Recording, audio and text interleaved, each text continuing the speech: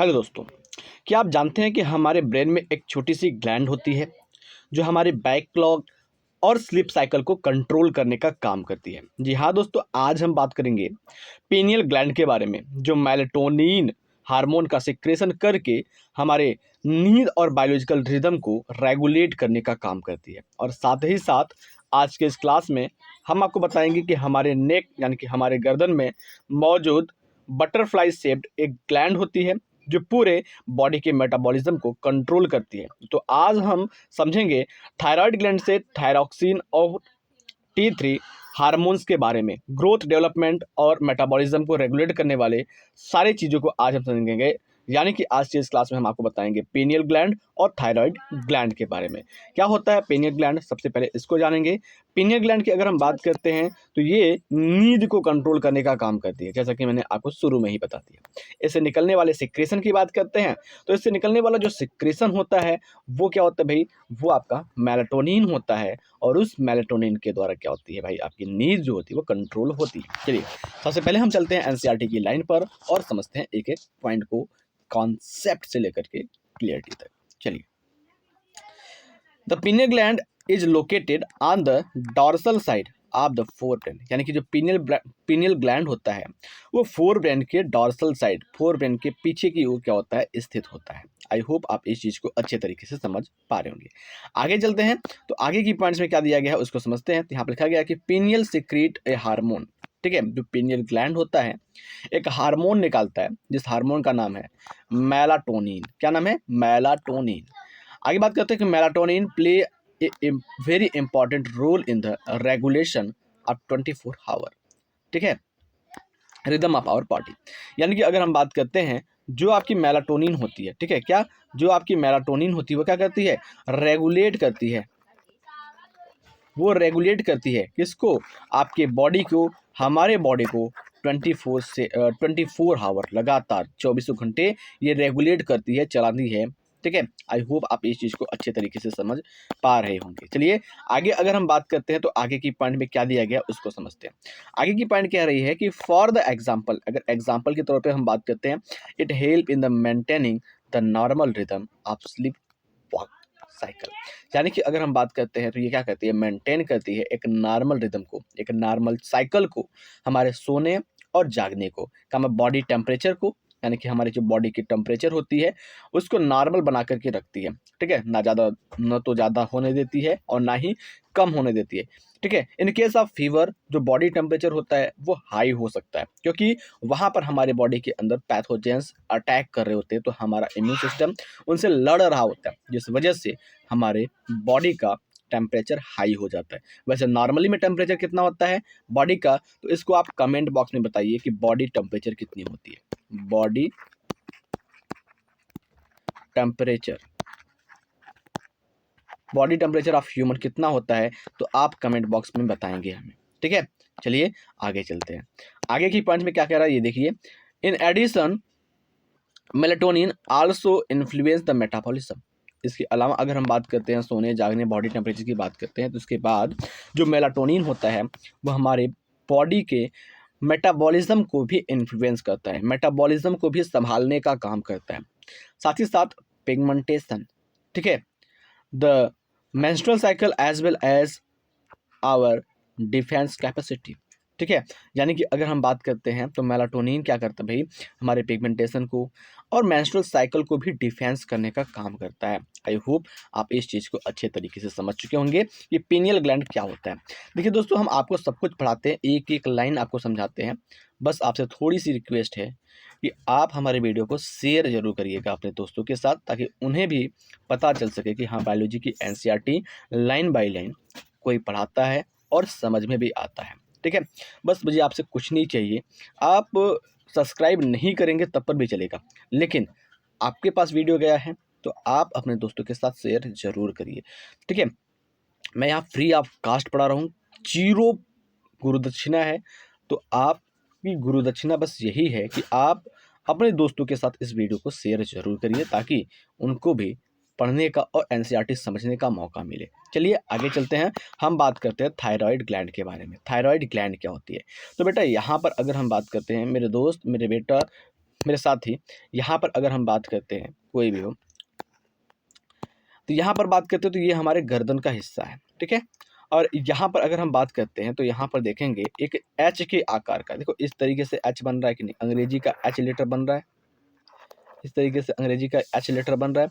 तो H letter के आकार का हमारे गर्दन के ऊपर एक ग्लैंड पाया जाता है, जिसको हम क्या कहते हैं, थायराइड ग्लैंड कहते हैं। यहाँ पर देखो नाम भी लिखा हुआ है, वोकल कार्ड, ठीक है, ट्रैकिया, और यहाँ बीच में क्या है, थायराइड है। अब ये क्या है, आपका फ्रंट साइड से है, सामने से दिखाई दे रहा है। अब अगर इसके हम डॉर्सल साइड की बात करते हैं, पीछे वाले हिस्से की बात करते हैं, तो पीछे वाले हिस्से पर देखोगे इसे थायराइड ग्लैंड पर क्या है, चार छोटे छोटे गोले गोले मटर के दाने के जैसी क्या है, संरचना दिखाई दे रही है। चार छोटे छोटे गोले गोले मटर के दाने के जैसी संरचना दिखाई दे रही है।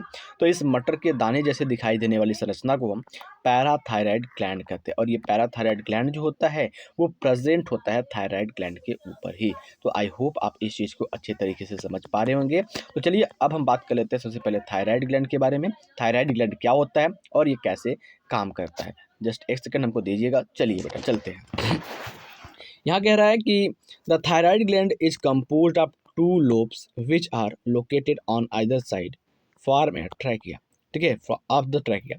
यानी कि अगर हम बात करते हैं जो थायराइड ग्लैंड होता है वो दो लोब में बटा होता है, दो हिस्सों में बटा होता है, जो क्या होता है, स्थित होता है जो आपकी ट्रैकिया होती है उसके दोनों साइड। तो आई होप आप इस चीज़ को समझ पा रहे होंगे। यहाँ पर लिखा गया both the lobes are interconnected with a thin flap connective tissue card isthmus. यानी कि अगर हम बात करते हैं दोनों ही लोब जो होते हैं, दोनों ही थायराइड के जो लोब होते हैं, देखो एक लोब ये हो गया आपका, दूसरा लोब ये हो गया। अब ये दोनों लोब अगर इस तरीके से इंटरकनेक्ट हो रहे हैं तो इस तरीके से इनको इंटरकनेक्ट या इनको जोड़ने की बात कर रहे हैं तो ये जुड़ते हैं एक बहुत फ्लैपी थीन टिश्यू से। उस टिश्यू का नाम है इस्थमस। और इस्थमस की अगर हम बात करते हैं बेटा तो आपने क्लास 10th में पढ़ा होगा, ठीक है, और क्लास 12th में पढ़ेंगे। इस्थमस जो होता है भाई एक जगह पर और पाया जाएगा, जो इस्थमस होता है आपका वो इस्थमस एक जगह पर और पाया जाएगा। वो कहाँ पर पाया जाता है इसका नाम आप बता दो। अगर आप कोई नीट का तैयारी कर रहा है तो उसको पता होगा, तुरंत वो बता देगा कि इस्थमस कहाँ पर पाया जाता है। चलो मैं आपको एक छोटा सा हिंट भी दे देता हूँ। इस्थमस फीमेल रिप्रोडक्टिव सिस्टम के अंदर भी पाया जाता है। तो वो कहाँ पर पाया जाता है उसका एग्जैक्ट लोकेशन आप हमको बता दीजिए। आगे बात करते हैं। The thyroid gland is composed of follicles and stromal tissue. जो थायराइड ग्लैंड होती है वो आपके फॉलिकल्स की और स्ट्रोमल टिश्यू की बनी होती है। As thyroid follicles is composed of the follicular cells. प्रत्येक जो आपकी थायराइड की फॉलिकल्स होती हैं वो फॉलिकुलर सेल्स को कंटेन करती है और इनक्लोजिंग एक्टिविटी और एक एक्टिविटी को करती है, ठीक है। These follicular cells synthesise two hormone. ये जो फॉलिकुलर सेल्स होती हैं, देखो यहाँ पर ये छोटे छोटे दिखाई दे रहे हैं, ये फॉलिकुलर सेल्स है। और ये फॉलिकुलर सेल्स जो होती है वो हार्मोन्स को सीक्रेट करती है, जिसको हम कहते हैं, जस्ट एक सेकंड, जिसको हम कहते हैं टेट्रा आइडोथायरॉक्सिन, ठीक है, जिसको क्या कहते हैं, टेट्रा आइडोथायरॉक्सिन, या इसी को हम थायरॉक्सिन के नाम से जानते हैं, या इसी को हम T4 लिख सकते हैं। और दूसरा होता है आपका ट्राई आइडोथायरॉक्सिन, जिसको T3 कहते हैं। देखो भाई अगर हम बात करते हैं यहाँ पर तो जो आपकी थायराइड ग्लैंड होती है, थायराइड ग्लैंड के जो फॉलिकुलर सेल होते हैं ना, थायराइड ग्लैंड के फॉलिकुलर सेल क्या करते हैं, दो टाइप के हार्मोन निकालते हैं। एक आपको याद करना है T4 और दूसरा याद करना है T3। T4 से आप क्या कर लोगे, टेट्रा आइडोथायरॉक्सिन, ठीक है, टी से आप टेट्रा याद कर लोगे, आइडोथायरॉक्सिन। और T3 की बात करते हो तो यहाँ पर लिख लोगे आप ट्राई आइडोथायरॉक्सिन। तो ये दो टाइप के हार्मोन जो होते हैं वो आपके थायराइड ग्लैंड के फॉलिकुलर सेल से सिक्रीट होते हैं। आगे चलते हैं तो आगे यहाँ पर आप देखेंगे क्या लिखा हुआ है, आगे बात कर लेते हैं। हाँ यहाँ पर देखिए, यहाँ पर देखिए iodine is essential for the normal rate of human synthesis of thyroid, ठीक है। अगर हम बात करते हैं जो आयोडीन होता है वो क्या होता है, इसेंशियल होता है, बहुत ही ज़्यादा जरूरी होता है। क्योंकि नॉर्मल थायराइड हार्मोन को अगर सेक्रेशन करना है, हमारे बॉडी में अगर नॉर्मल थायराइड हार्मोन को सेक्रेट करना है, नॉर्मल थायराइड हार्मोन को बनाना है, नॉर्मल थायराइड को बनाना है, तो आयोडीन क्या होता है, बहुत ही ज़्यादा जरूरी होती है। अब कभी कभी क्या होती है, आयोडीन की कमी हो जाती है तो किसी इंसान को रोग हो जाता है, तो उस रोग के बारे में हम जान लेते हैं, ठीक है। तो deficiency of iodine in our diet, अगर हमारे डाइट में, हमारे भोजन में क्या होती है, आयोडीन की कमी हो जाती है, result in the hypothyroidism.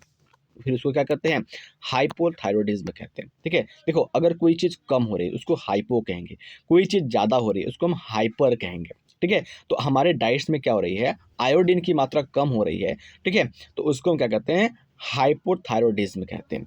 And enlargement of the thyroid gland, और जिस वजह से क्या होती है, हमारी थायराइड ग्लैंड बड़ी हो जाती है, कॉमनली कॉल्ड द गोइटर, इसको हम गोइटर डिजीज कहते हैं। ठीक है, अब इसमें होता क्या है, हमारी जो घेंघा होती है ना इंसान की, वो घेंघा फूल जाती है, फूला हुआ दिखाई देता है, उसमें इन्फ्लामेशन हो जाता है। ठीक है, आगे बात करते हैं, hypothyroidism during the pregnancy cause defective development of the maturation of the growing baby leading to the standard growth. ठीक है, सॉरी, स्टूनेट ग्रोथ, यानी कि अगर हम बात करते हैं जो हाइपोथायरॉयडिज्म होता है ना, इसकी अगर हम बात करते हैं, कोई प्रेग्नेंट औरत है और उसके अंदर ये हाइपोथायरॉयडिज्म हो गया, आयोडीन की कमी हो गई, तो उसके बच्चे के ऊपर जो पेट में उसके पल रहा है उसको बहुत ज़्यादा इफेक्ट पड़ेगा। ठीक है, उसमें हम सनस्टेड ग्रोथ भी हो सकता है, यानी कि बौनापन भी हो सकता है। ठीक है, मेंटल रिटार्डेशन का मतलब मंगोलिक बेवकूफ़ी, यानी कि उसके अंदर सोचने समझने की क्षमता कम हो सकती है। लो इंटेलिजेंसी, ठीक है, क्वेश्चन, नो इंटेलिजेंस क्वेश्चन, यानी कि उसका जो आईक्यू होता है, आईक्यू लेवल भी कम हो जाएगा। एबनॉर्मल स्किन, जो स्किन होगा वो एबनॉर्मल होगा। डीप म्यूटिलिज्म, ठीक है, ये सारी डिजीज, ये सारी परेशानियां उस बच्चे को होना शुरू हो जाएगी। ठीक है, इन एडल्ट वोमेन, एक एडल्ट वोमेन की बात करते हैं, तो हाइपोथायरॉयडिज्म में cause menstrual cycle to became irregular, यानी कि अगर किसी एडल्ट फीमेल की बात करते हैं, उसको हाइपोथायरॉयडिज्म हो गया, आयोडीन की कमी हो गई, तो उसकी जो मेंस्ट्रुअल साइकिल होगी वो इम्बैलेंस हो जाएगी, यानी कि रेगुलर नहीं आएगी, लेट आएगी, कभी पहले आ जाएगी, कभी लेट से आएगी, यानी कि पहले जाके कैसे कहते हैं गाँव में कि पहले आ जाती है और फिर चढ़ करके आती है, इस तरीके से आएगी। आगे बात करते हैं, due to cancer of thyroid gland, ठीक है, थायराइड ग्लैंड की कैंसर के कारण, और due to the development of the nodes of the thyroid gland, यानी कि अगर हम बात करते हैं थायराइड ग्लैंड की कैंसर, या फिर अगर हम बात करते हैं थायराइड ग्लैंड का जो नोडल्स होता है वो ग्रोथ कर दिया है। The rate of synthesis of secretion, the rate of synthesis and secretion of the thyroid hormone is increase to an abnormal high levels leading to the leading to a condition called hyperthyroidism। हमने आपको बताया तो शुरू में ने, एक hypothyroidism होता है, एक हाइपोथायरॉयडिज्म होता है, और दूसरा क्या होता है, हाइपरथायरॉयडिज्म होता है। तो हाइपो की बात करते हैं तो कम हो जाएगा, यहाँ पर कंडीशन क्या है, कम होने वाला, और यहाँ पर कंडीशन क्या है, ज़्यादा होने वाला। तो हाइपरथायरॉयडिज्म क्या करता है, आपके अंदर थायराइड हार्मोन या फिर हम कहते हैं आयोडीन की मात्रा ज़्यादा होने से होता है, which adversely affect the body physiologically, जो क्या करता है, हमारे बॉडी को फिजियोलॉजिकली रूप से अफेक्ट करता है। अब अगर हम बात करते हैं एक्सोप्लाज्मेटिक गोइटर, और जो आपके हाइपोथायरॉयडिज्म के द्वारा होता है डिजीज, उसको हम एक्सोपाल्मेटिक पाल्मिक, ठीक है, थोड़ा उल्टा हो गया तो जी बोल रहे हैं मैं, एक्सोपैथेल्मिक गोइटर कहते हैं, एक्सोपाल्मिक नहीं, एक्सोपैथेल्मिक गोइटर कहते हैं, is a form of hyperthyroidism. ये क्या, एक हाइपरथायरॉयडिज्म का पार्ट है या रूप है, characterised by the enlargement of the thyroid gland, जो थायराइड ग्लैंड होती है वो क्या होती है, इनलार्ज हो जाती है, बड़ी हो जाती है। प्रोट्रूशन ऑफ द आई बाल्स, जो आपकी आई बाल्स होती है उसमें प्रोट्रूशन हो जाती है, उभरी हुई दिखाई देती है। इंक्रीज्ड बेसल मेटाबॉलिक रेट, ठीक है, जो बेसल मेटाबॉलिक रेट होती है वो इंक्रीज हो जाती है। वेट लॉस, वजन घटने लगता है। कार द ग्रेव्स डिजीज, इसको हम ग्रेव डिजीज के नाम से भी जानते हैं। अब अगर हम बात करते हैं आगे थायराइड हार्मोन, अब थायराइड हार्मोन की बात करते हैं, तो थायराइड हार्मोन क्या है, तो thyroid hormone play an important role in the regulation of the basal metabolic rate, ठीक है, यानी कि जो थायराइड हार्मोन होती है वो क्या करती है, बहुत ही इंपॉर्टेंट रोल प्ले करती है, बहुत ही महत्वपूर्ण भूमिका निभाती है रेगुलेट करने के लिए, जो बेसल मेटाबॉलिक रेट होती है, जो कॉमन मेटाबॉलिक रेट होती है, जैसे रेस्पायरेशन हो गया, इन सभी चीज़ को रेगुलेट करने के लिए बहुत ही ज़्यादा भूमिका निभाती है। These hormones also support in the process of red blood cells formation, और ये हार्मोन जो होती है वो रेड ब्लड सेल के फॉर्मेशन में भी मदद करती है। आगे बात करते हैं, यानी कि जो आपकी आरबीसी होती है उनको बनने में भी ये थायराइड हार्मोन मदद करती है। Thyroid hormone controls the metabolic of the carbohydrate, metabolism of the carbohydrate, protein and fats, यानी कि जो थायराइड हार्मोन होती है वो आपके कार्बोहाइड्रेट, प्रोटीन और फैट्स के मेटाबॉलिज्म को भी क्या करती है, कंट्रोल करने का काम करती है। आगे हम बात करते हैं, ये मेंटेन करती है वाटर एंड इलेक्ट्रोलाइट बैलेंस को। ठीक है, यानी कि अगर थायराइड हार्मोन की बात करते हैं तो ये हमारे बॉडी के अंदर वाटर और इलेक्ट्रोलाइट्स बैलेंस, इलेक्ट्रोलाइट्स को भी क्या करती है, मेंटेन करती है, बैलेंस करती है। Is also influenced by the thyroid hormone, ये लिखा हुआ है। Thyroid gland also secret the protein, ठीक है, हार्मोन कॉल्ड द